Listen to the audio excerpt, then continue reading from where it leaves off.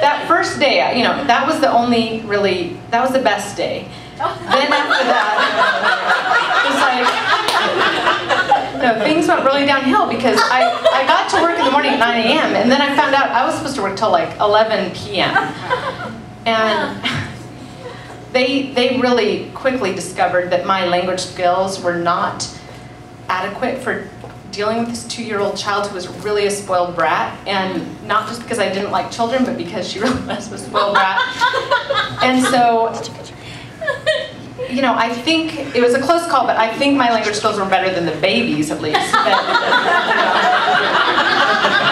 the family just decided, they didn't really talk to me about it, they just decided to take me off the childcare completely, and they kind of put me to work in the restaurant, but they didn't really tell me. And then they put this girl, Coco, in charge of me, and she was probably like 18, and I was 24. And I could tell she was simple, it's pretty obvious, but she would motion to me like, and so I would, come up like, okay, what, and then she would start polishing silverware and show me what to do, and so I'm doing it, and I wanted to say to her, like, I knew she was, not very smart, but then, you couldn't really blame her. She probably thought I was pretty dumb because all I could say was like, me no want, go you. It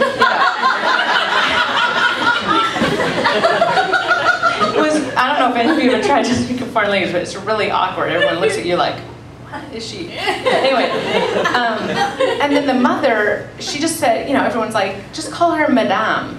And so that was really friendly and everything, but she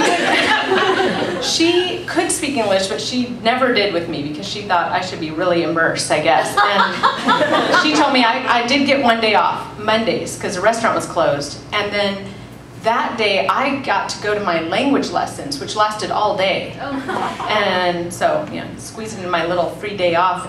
And that's when I realized, like, my life was going to be just a little different from my au pair friends over in the States. But it would take too long. I'm not going to go into all the other events that happened, but I also wasn't allowed to use her car after Madame took me out in their white Renault delivery van, and she, the signs were in French and everything, she's yelling, arrêtez, vite, arrêtez, vite, and I was freaking out because I didn't really know how to use a stick shift. I don't remember now if I misrepresented myself, but after that, no car.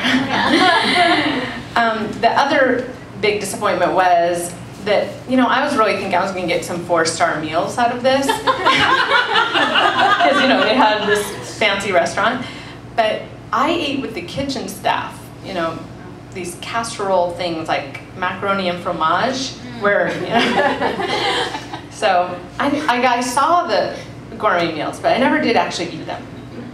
So, just to put it mildly, I was kind of unhappy with the situation that happened.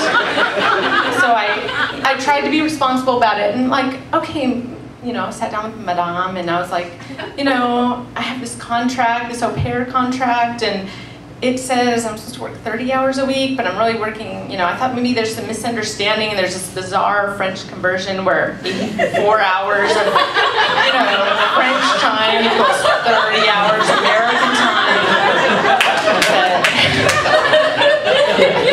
No, she told me that she didn't care about the contract. And that's not what you want to hear, like the legal responsibilities, her and I, she didn't care. So I thought, I'm just gonna stick with it. So as I was running the dishes through the dishwasher one day, I just realized, like, I had quit my good job, moved to a foreign country, had no family and friends, so that I could work in an isolated area of France as kitchen help. It was kind of a bad moment, and I have never felt this way before, but I had this combination of like homesickness, it was kind of like culture shock, too much French coming in, no English coming out, lost dashing of dreams, sudden dashing of dreams and everything. And I was emotionally just a wreck, like I've never been before. And I would wake up in the morning and I would just open my eyes and burst into these uncontrollable sobs that I've never felt. Just like, yeah, it just happened. And the only way I could calm down, like I would take my cold shower, and then I would tell myself, and this is true, I would be like, this isn't the worst thing that could happen. I could be in prison. And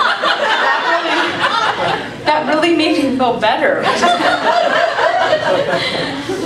But, my pride really prevented me from doing anything else. I thought, I can't go back home. It hadn't even been 2 weeks. It really embarrassing.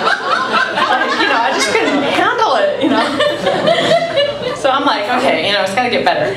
And then one day I'm out on the, terrace, washing the patio furniture, and this intern, young French guy from Paris comes over.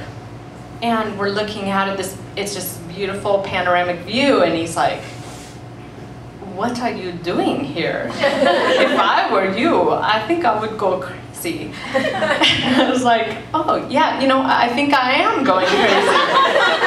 So that was lesson 4, and the most important. If you're in a really bad situation, get out.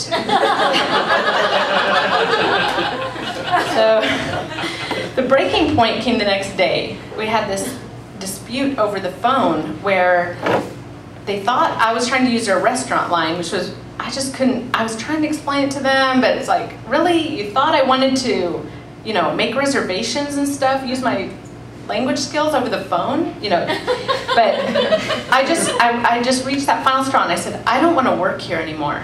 And, I can't stay here. And Madame seemed fine with that. She was like, she said, okay, and I said, I'm supposed to give you 2 weeks notice, and she said, well, you can leave now. You didn't do any work anyway. Which I was like, oh, great. Now the contract's working in my favor, except I didn't have anywhere to go. So, anyway, we were like, okay, I'm leaving. And I ran up the hill to get my things from the house, and I felt like my heels had wings. And I got there, and I'm singing out loud, gathering my things, and they called a taxi for me, to make that big 45-minute trip back to the train station, because remember, you should live in a place that has a train station. And I only had my backpack, the phone number of the au pair organization in Lyon, and they did give me a little bit of money for that non-work I did for the 11 days that I lasted. But I've never before felt happier or more free. Thank you.